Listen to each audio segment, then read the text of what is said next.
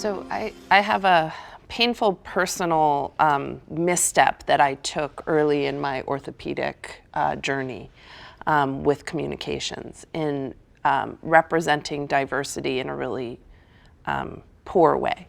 And I learned very quickly that I, as a white straight woman, have been asked for 23 years to represent diversity, but I'm a white straight woman, so I don't represent you. I don't represent you. I am an ally through and through, but I misstepped thinking that I could or should.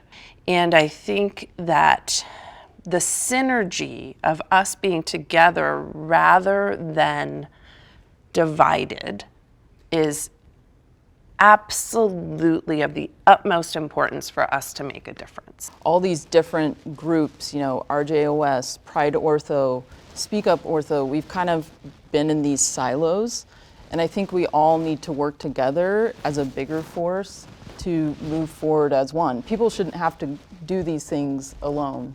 We should be together fighting this. I think the fact that we have all of these groups right now that were created by different people from around the country demonstrates how critical this is, and that someone over on the West Coast is experiencing this type of behavior, and someone over on the East Coast, same thing. Underrepresented minority, a female, a male even. I think we all have the same goal, and the goal is to be in a work environment where we can practice, take care of our patients, become the best physicians possible, and be treated with respect. It's really all about respect. I think all of us in our own ways have experienced various microaggressions, which have been shown time and time again to add up over time. Whether it's, Jamie, tell me about your husband as opposed to your partner, or like, oh, you must be an exhibitor because you're a black female, or oh, you also aren't an orthopedic surgeon because you're a white female. It's these little microaggressions that society sort of imbues upon us, and certainly some of our colleagues have as well, is challenging. And as you stated, we just want to work to be the best surgeons, and having all of these other things we have to deal with and to overcome, I think when we come together as really a collective group, we can work to really enhance the culture of our organization and of orthopedics. Speak Up Ortho, I believe, was born because the stories were out there being kept individually and not as a body.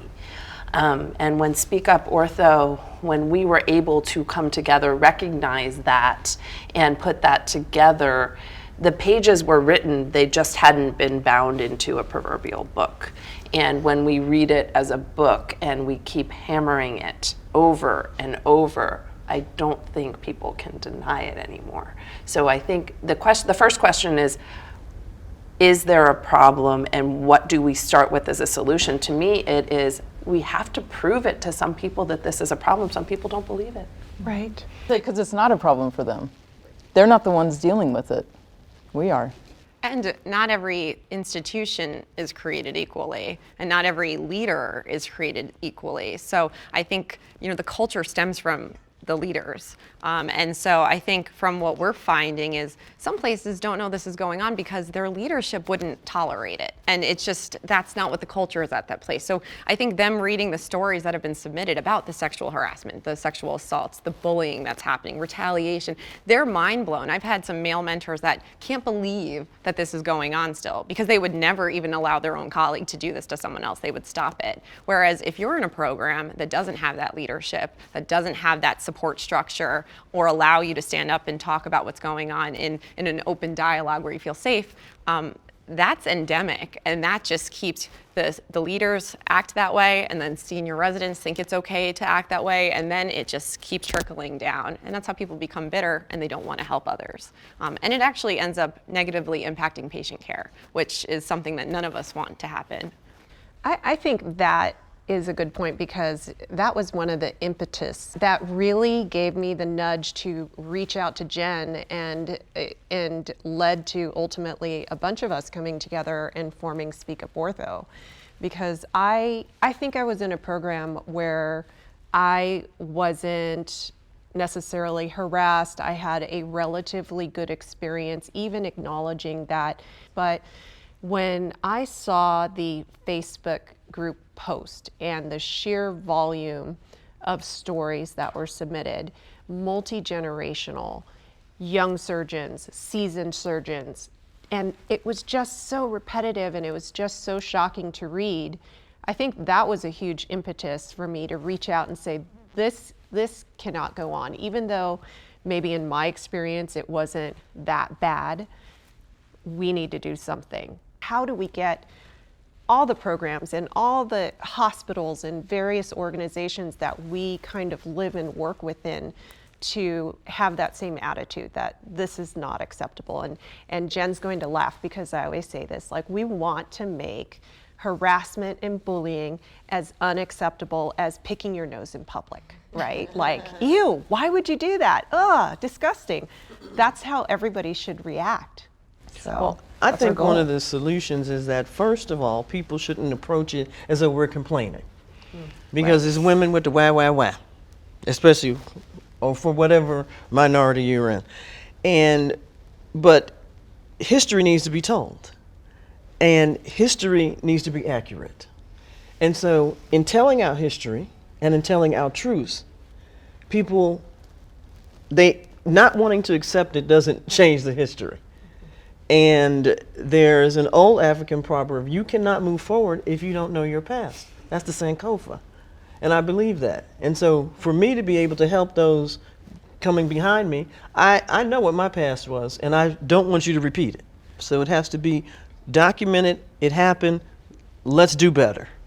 Let's do better. I think it is first and foremost important to just say you're not alone and that we are with you. And I think if that message is one of the first messages delivered, then it opens the door for that person taking the next step. I think knowing and looking to see that we're out here, that we exist, that there's some support for you.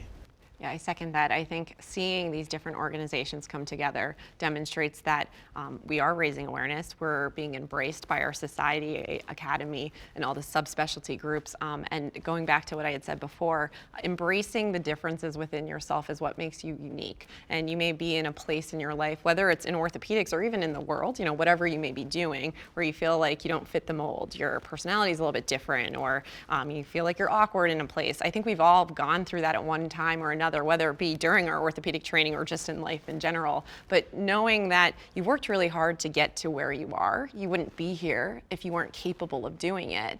I'd like to piggyback on the patient portion. And I think that the reason we're all here doing this is our patients deserve to have doctors that look like them, that were raised like them, that, that they can connect with. And I think that our organizations are supporting us. And most importantly, I think our patients can, will, and already are supporting us. I do think the specialty's changing. I am a glass half full kind of person, and I see the writing on the walls that we are going to become more inclusive, we are going to be better, we are going to be more accessible to our patients and provide better care because of the diversity. I think I am so, I won't say emboldened, but uplifted that there are so many other people that we might be coming from different angles, but we're all going for the same goal of being inclusive, being good humans. That's a big deal for me. Be a good human.